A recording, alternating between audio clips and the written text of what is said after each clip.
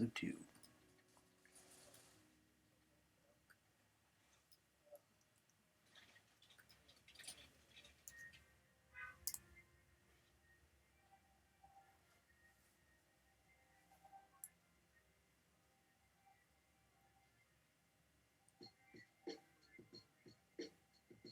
I don't care about you're possibly divorcing your wife. I want to know why you let go of Ratings fucking gold, mate. That boy's Australian. Oh shit, I'm now in a meeting, and now you have to answer to me and the police commissioner who was waiting all night for you and Jibber Jabber to arrive. Oh no, why is Rupert Murdoch giving me a fitting for a new asshole? Oh, so he's no longer a Dave and Buster's? Of course not, that'd be too hospitable. But then again, I guess maintaining a castle is much harder now than it was when you had regular chimney sweeper and knew what to do with infected fleas on infected mice. So no, police commissioner Chartalian injected. Not only was he not there, he managed to kill 2 of the female Dave and Buster's employees after their business hours were over. My word! In between a rock and a hard place, am I right, folks? The Raging Schmoe! Episode 2, did I do that? Well, with my huge mistakes hanging out for all to see, I resolved to wait until things had gotten calmer to share with them the new theme song to my show, all in good time. Rupert Murdoch, explain yourself. How the hell did these 2 assets thought to trust you with something important like membership cash? Make this make sense to me. Okay, how about this?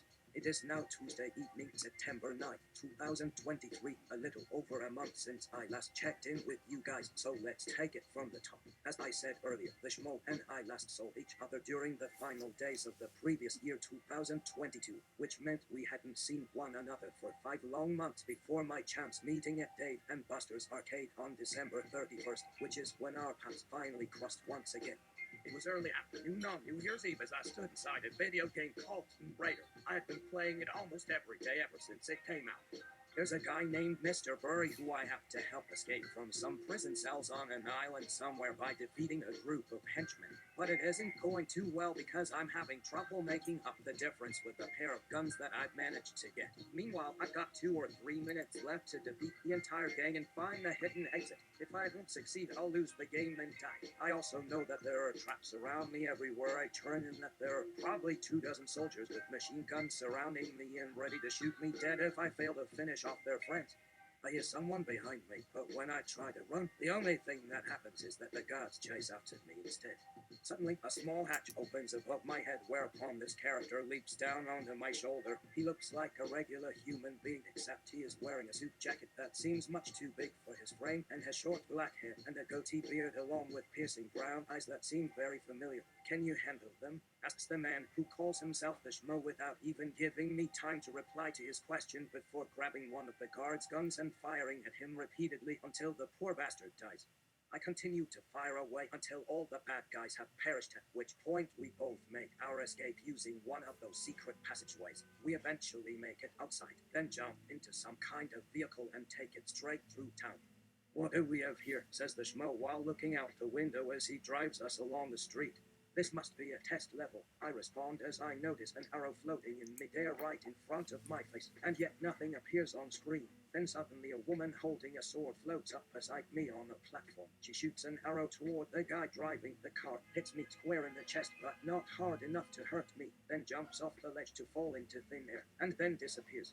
Whoa, where'd you come from? What are you doing here? I ask as I see her land safely on the roof of a nearby building, where she hops off again and walks around talking with this other dude whose name I don't know about yet, but is obviously going to become important later on in this story because he will give us a lot of trouble shortly after this event occurs. I've got no idea what they're saying or even why either of these 2 strangers can now talk to me whenever I'm inside a game, but at least we seem to understand each other somehow. They won't let you live, mutters my new friend as he gets back into the driver's seat once more, pulling out a pistol and shooting the guy who was driving earlier right between his eyes so that he drops dead immediately and rolls over onto the ground before turning completely blue and then disappearing forever along with the body of his partner. I just wanted to play a little video game before getting killed myself. He seems almost sad when he says this last part. The only way anyone could ever find me is if they used the phone in their pocket and tried calling 911 while they were in here, which isn't likely given how long it would take them to get to my position in order to make that call. So there I am waiting for death in some tiny prison cell, not knowing whether I'll manage to escape by making it past the enemies or die trying to make it through all of the traps surrounding my location like a fucking idiot until finally this guy shows up, continues the schmo as though continuing an actual conversation. And then everything changes for both of us. Right after you showed up, he pauses to look at me with those dark brown eyes again as though staring directly into my soul. I can't help but notice he looks exhausted. Well, I reply somewhat sheepishly after glancing around and seeing nothing else but trees and bushes passing outside the windows of this car. That's right, he says, placing the gun down on the dashboard and opening one eye. Then suddenly a window appears whereupon a second person leaps out carrying a sword in her hand. This woman has a short hairstyle similar to the guy's and is wearing a red shirt along with black jeans. She stops once she sees that we are no longer alone inside the vehicle, then walks over toward me. She grabs my head and lifts it so she can peer closely into my face before gently kissing my cheek several times while still holding on to me firmly by the hair, which doesn't hurt at all. Hey guys, you have fun? She asks before turning to the schmo who nods his head yes and replies, yeah, I had a good time too. Okay then, let's go home. I'm now back in reality watching these two people disappear from existence yet again, just like they did every single other day I've seen them in here ever since December 31st last year. We went through this whole experience only 5 days ago. What the hell? It was like watching an old movie where you can see what happened already even though it hasn't taken place yet. All of these events seemed more real than any of my previous life experiences, but not exactly better or worse either. But it also felt strangely familiar somehow. And maybe a little bit sad or frightening depending on how one looked at things. I found myself thinking about how the schmo and this lady knew each other so well without ever having met in person, which led me to consider whether there were actually 3 different persons sharing the same body and being able to move freely between them whenever we visited the video game world, or perhaps that's the wrong way to think about it. It could be more along the lines of one guy whose mind is shared among the bodies of 3 separate entities with distinct personalities. Perhaps that's why we were never really talking directly with one another during our games. Rather, we would speak using whatever words or thoughts came to us naturally as part of some common goal that all 3 of us shared together. And as for those feelings I had for her when I first saw her, those were obviously a product of my own imagination, as I realized right then and there I had absolutely no idea what she thought of me, nor what I might feel if I had a chance to talk to her in reality, or vice versa.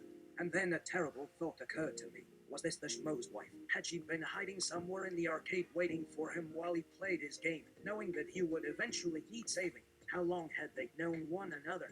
Did they love each other very much? Where did they come from? Who else was inside of the car at the time of the incident just before I appeared inside Tomb Raider? What kind of crazy story did they have in store for me once I joined them here at home? I guess none of these questions have any answers, at least not yet. I know what you're probably thinking, but there are indeed many different worlds and realities out there in this vast universe, each of which has its own unique characteristics. As such, this new place called the game where everything happened is entirely separate from our original reality, but only slightly different since it's located alongside it like a bookmark in a stack of old magazines piled up on a coffee table.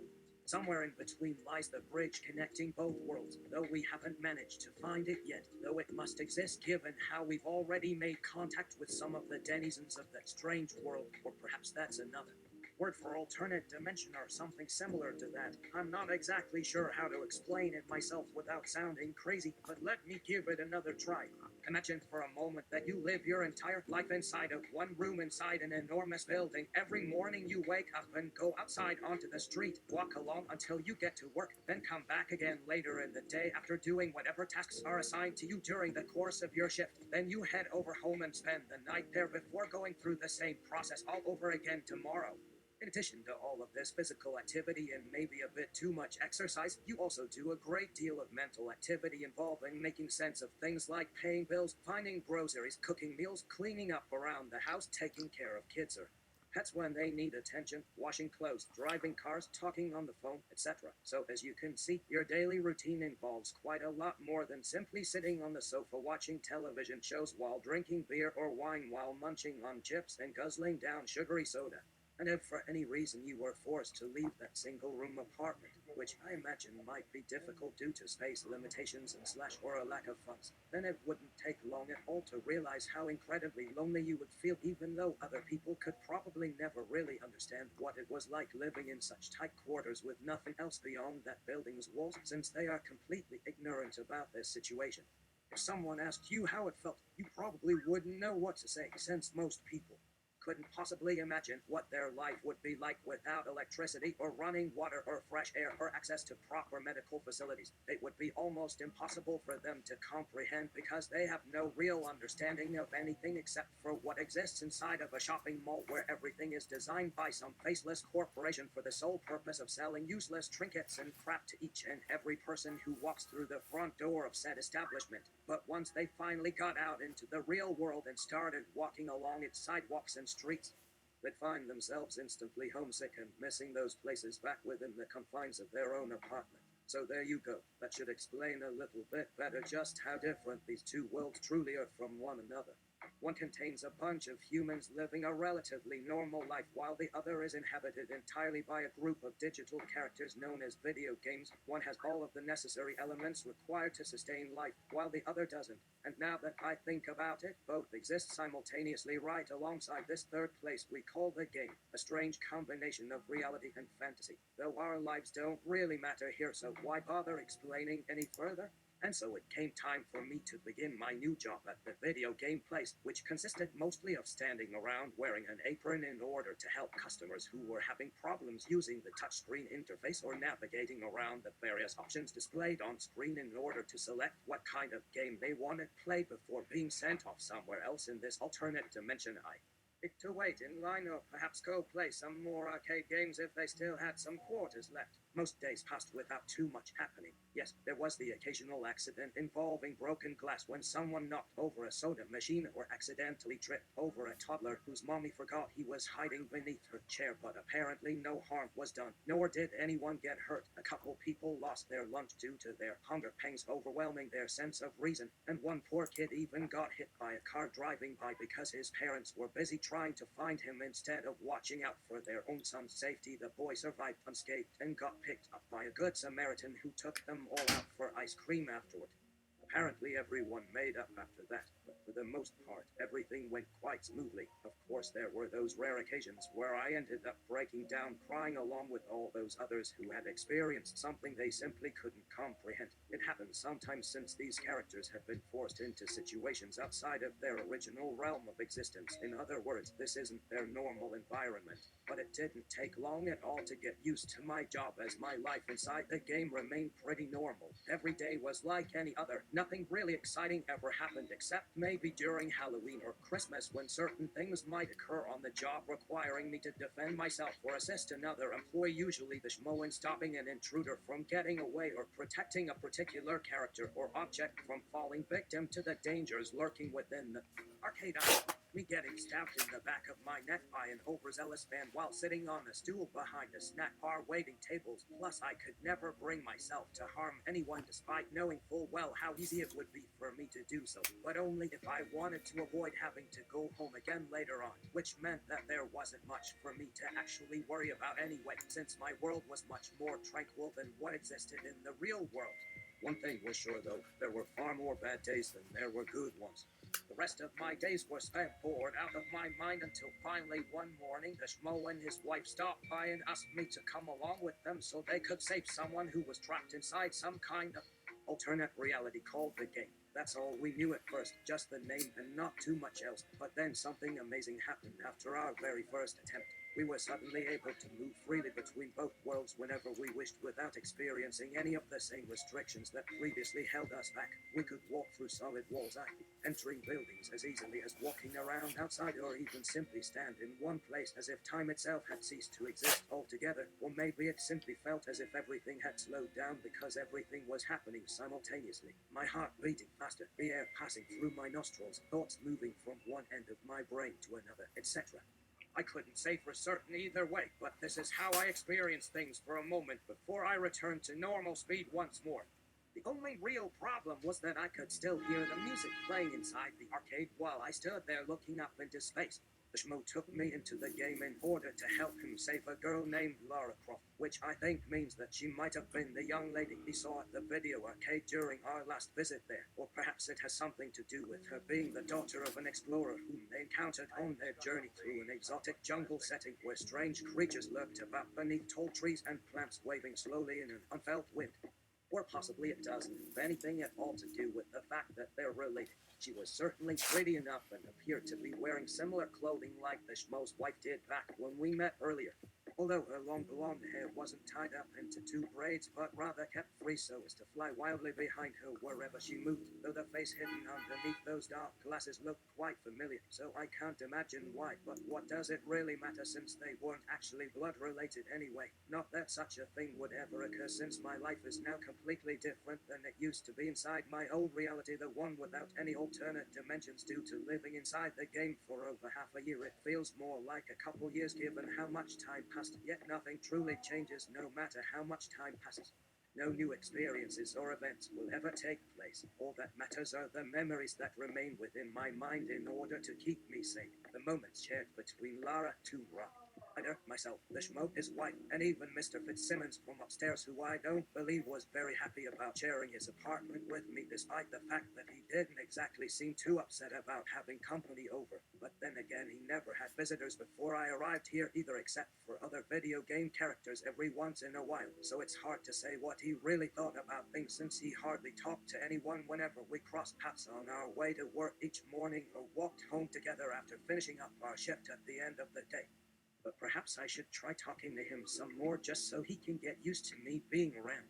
So tell me, the Schmoe began as he stood outside of the building staring across the street toward an alleyway located beside an empty field. He said, "You know how to enter the game."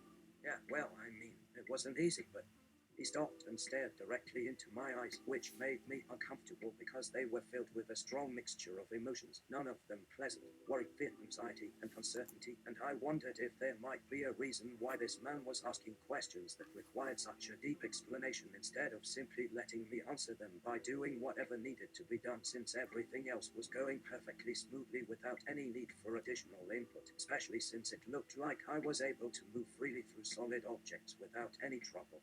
But maybe all the talking hadn't been necessary in the first place since the Schmoe knew what he was doing.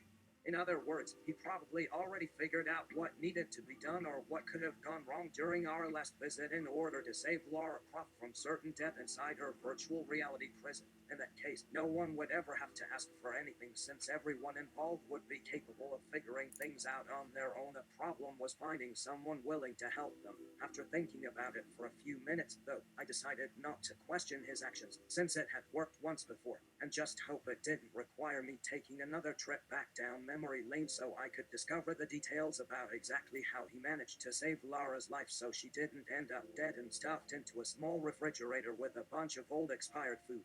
Do you know where the entrance is located? No, sir. So we'll need to find it ourselves? I guess we do. And what will we need to do when we get there?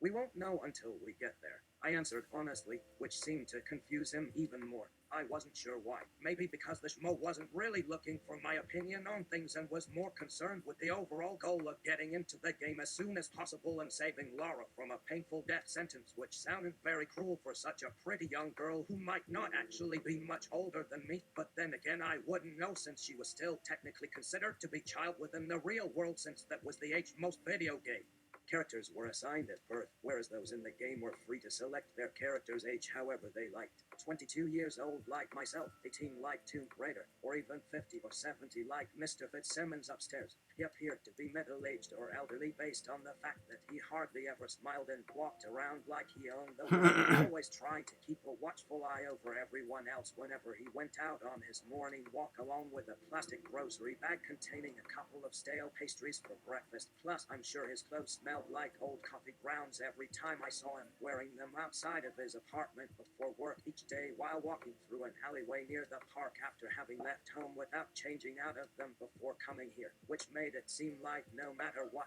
anyone did, there was no way any of us would ever succeed, since all of our lives depended upon the efforts of another, and if one person failed, all hope would die. That's what it felt like, at least. How are we supposed to find this entrance when we don't know where it is? The Schmo continued to ask himself as I stood by quietly waiting for him to give me instructions regarding how we should proceed next, and although I thought about answering him, I held my tongue. I could feel my blood pressure rising quickly and knew better than to speak unless I wanted to experience yet another episode of my heart beating so fast that my entire body began to shake, causing everything else to slow down even more until the sound of music faded away completely and nothing moved anywhere inside the universe anymore. It was similar to what had happened during my last visit in the arcade with the game, but at the same time different. I found myself unable to move for fear of suddenly collapsing onto the floor, so instead I closed my eyes and focused on a deep breath to try to calm myself. It worked. Everything eventually slowed down again and returned back to normal, or so I believed anyway. Then again, maybe it wasn't necessary to breathe as much as simply think hard enough to convince my mind to do whatever needed to be done, which allowed me to concentrate on moving forward without having to worry too much about making a mistake, because I would only be responsible for one single action rather than taking care of all the others, which might cause the whole plan to fail or something along those lines. I'm not really sure exactly how it all works since I'm still new to all of this, plus things usually happen differently than they're supposed to whenever anything gets difficult, whether it involves someone dying or falling off their roof while attempting to climb out from their second-story apartment window due to losing balance while drinking heavily before passing out drunk. Hence it's best just to accept what life throws at you while trying to figure out what needs doing next, allowing yourself time to learn and adjust before trying to change direction. But then again, that's assuming that what you thought was right at first was actually wrong to begin with, and everything should have gone as planned, which is never the case no matter how carefully things are prepared beforehand. Well, the Schmo said, I guess we need to get moving if we want to save Lara Croft, since she appears to be trapped inside some kind of virtual reality prison. That's correct, sir. I answered as I stared down into an alleyway located across the street near the building where Lara lived, looking for any signs of danger within my surroundings. There weren't any obvious threats in sight, but then again I couldn't say for certain until after our mission had been completed successfully and everyone returned safely home once more, if that were even possible. So I did my best not to think about anything but what lay ahead while watching out for anything dangerous lurking around nearby waiting to pounce upon us before giving myself over to whatever came naturally when facing death head on. A strange sense of calmness coupled with a desire to experience a moment of peace and quiet which lasted only long enough before it became replaced by strong urge to rush forward with all haste, determined to keep going regardless of the consequences. After all, why wouldn't I have such thoughts whenever it was time to go? And wasn't this exactly how most people felt whenever they'd gotten lost while walking through the woods during their vacation? Plus, who knew what could happen next if I failed? Since nothing ever happened in this world unless someone brought it about deliberately, then this must be considered normal since everything that took place here followed logical rules. If something didn't make sense, then logic dictated that everything needed to be re-examined in order to find out why, since nothing else made sense given that everything existed within the game and not the real world. But again, I'm not sure how it works. Plus, I can't explain precisely how things work inside the arcade and the museum, just like I don't really understand how the Schmo managed to save Lara's life so many years ago without having her brain explode or die from blood loss from cutting open the veins located inside the walls of a large intestine filled with waste products as he rushed into the room in search of his wife's missing body parts scattered throughout the mess of various medical instruments located inside a hospital operating room where she'd been brutally attacked. And what about Mr. Fitzsimmons upstairs? Did he survive too after we first met him at the party? Wasn't he also an enemy when we went to visit his apartment for our date night together back when he had no idea what was happening because he had yet to wake up after being knocked unconscious during the struggle between two groups of strangers over which one would gain ownership of Lara Croft once her husband and friends failed to retrieve her safely, a battle which resulted in him losing his eyesight forever thanks to a sudden flash of light coming from somewhere far off in the distance. Yet another thing that occurred naturally in the game since nothing is impossible there, whereas everyone living outside of the game seemed content in believing otherwise, hence why it makes more sense not to question these types of occurrences since they always lead to bad results. Are you ready? The Schmo asked. Ready as I'll ever be. We started walking across the street toward an alleyway hidden away among other narrow roads leading directly into an abandoned field located behind buildings located along Main Street before entering a maze-like system of streets and alleys, eventually arriving at the entrance of the game within what appeared to be an underground structure beneath the town hall building near the park. This is exactly what was written down on the map given to us by the gamekeeper, who was now busy keeping watch while waiting for the rest of the four horsemen to return home safe and sound after having retrieved all of Lara's body parts from inside that large intestine stuffed with waste products in the hospital operating room where she'd been brutally assaulted. At least that's how I remembered it anyway.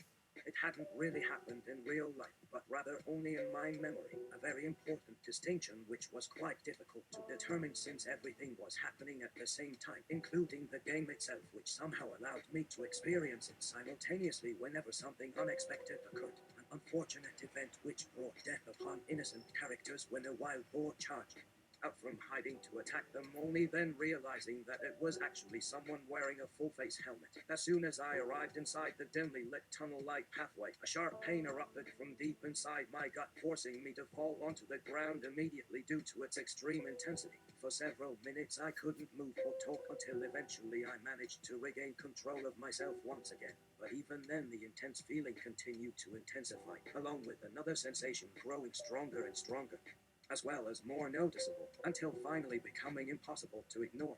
"Oh dear," said the Schmoe after hearing the sounds of rushing footsteps echoing around us while watching three men dressed in black clothing running through the narrow corridor trying to catch up to us in order to stop our progress toward entering the game.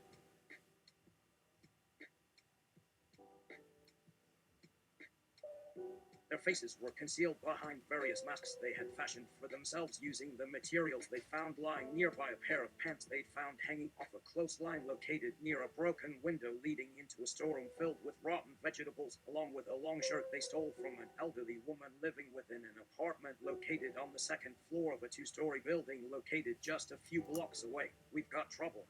"I guess so," I answered without being able to look over to see who it was.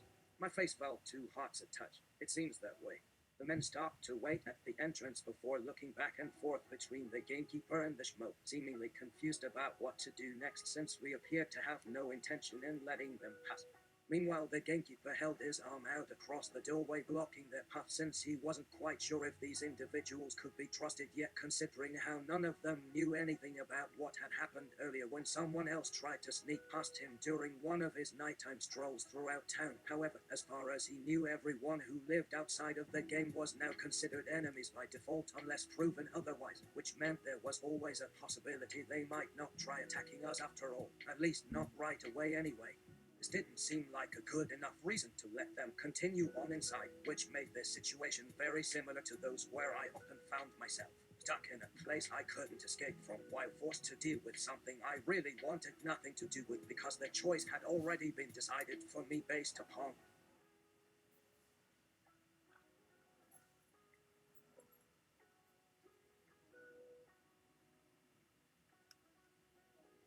things I couldn't control in the first place, although in this case it seemed possible for me to go forward or return home safely if I wished, but that would only happen if I could manage to kill the gamekeeper and the Schmoe without getting caught in the process, or if Mr. Fitzsimmons woke up from his nap and helped save Laura's life before time ran out. But again, I'm still not sure how any of it works. It makes more sense to just accept whatever happens as though it were a part of some kind of test given to a child so that they can grow stronger through their experiences until they become old enough to leave behind the safety of their mother's arms, or rather the gamekeeper's lap, and enter the real world on their own.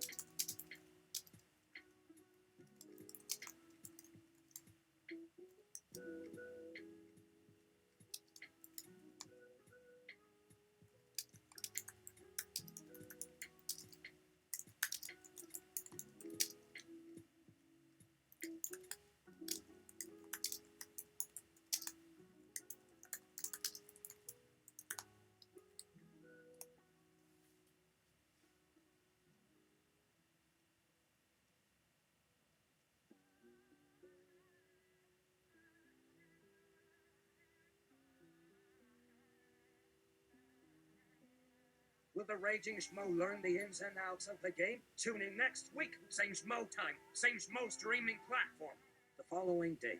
And there you have it. the Schmoe shouted as he pulled out an object shaped like a stick along with another one made of rope which had been used by someone named Laura Croft during her exploration into a nearby cave located somewhere far off in the distance during the course of many adventures which had occurred over the years, just like I promised you yesterday evening after we visited the hospital operating room. All of your questions have finally been answered, or at least partially answered, since there are still many others I cannot explain yet. So you're telling me she has two body parts? Asked the gamekeeper, pointing towards the wooden object resembling a stick which was held between his fingers, while holding up the piece of cloth tied together using rope which resembled the item stolen from within Laura Croft.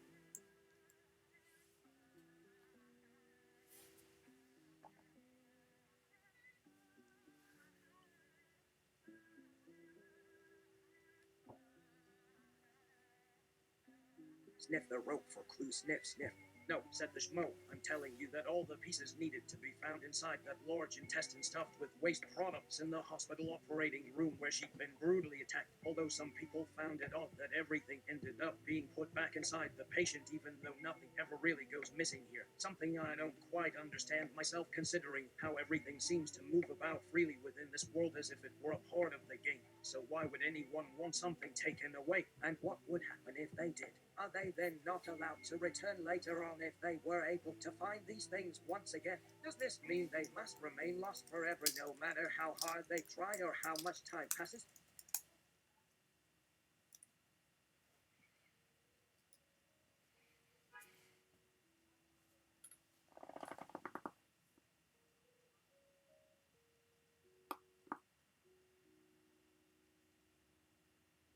Tune in next week. Same Schmoe time, same Schmoe streaming platform.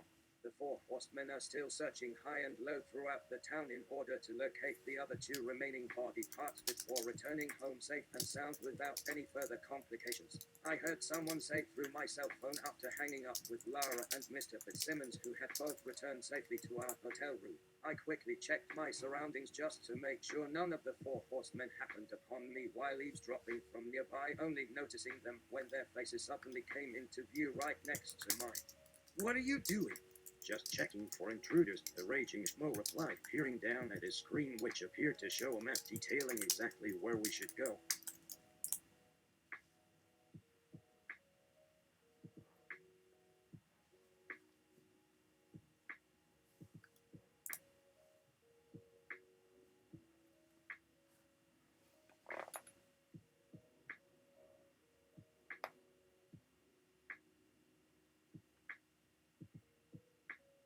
Like I said, tune in next week. Turn off the TV, will ya? This isn't one of those reality shows you can't unwatch. Same Schmoe time, same Schmoe streaming platform.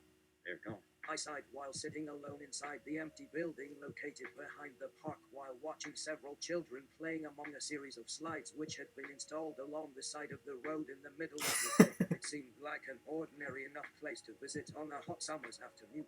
How is it possible that they disappeared so quickly? There was never anything wrong with how things worked in this world. Not until now, anyway. Oh well, that's easy, shouted the Schmoe excitedly, making it quite difficult to hear what he was saying due to the way his voice echoed across the entire town as if every single person living there was listening.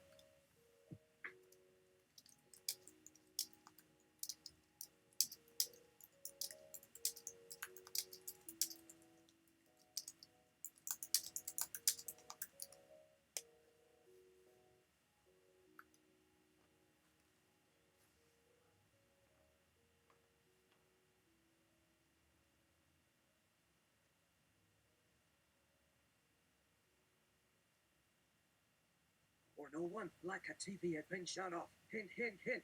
Tune in next week. Turn off the TV, will ya? Same Schmoe time, same Schmoe streaming platform. But why? Asked Lara when I explained everything she'd missed while sleeping peacefully within her hospital bed after waking up from another deep slumber only moments ago. All thanks to the gamekeeper who didn't let anyone enter our room during our brief time apart, since we were told not to leave under any circumstances unless we wanted to risk running into more people who would try and attack us. Why did they all disappear without even a moment of warning? And what does any of this have to do with Laura Croft or any other real human being for that matter? I don't know, I replied while taking another sip of my tea, but it appears to be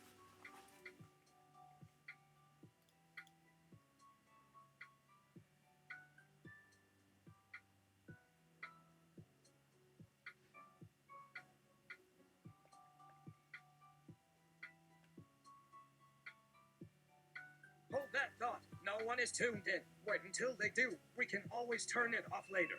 Turn it off now, Mr. Fitzsimmons ordered before pointing at me, although his fingers looked rather comical compared to how much taller he was standing above the table than everyone else. He had just arrived home safely from the hospital after having spent a long period of time there getting stitches for a cut on his forehead along with some bruising around his right eye. However, he appeared none the worse for wear considering that he had already made up his mind about what had happened, which meant there wasn't really anything left to discuss once again.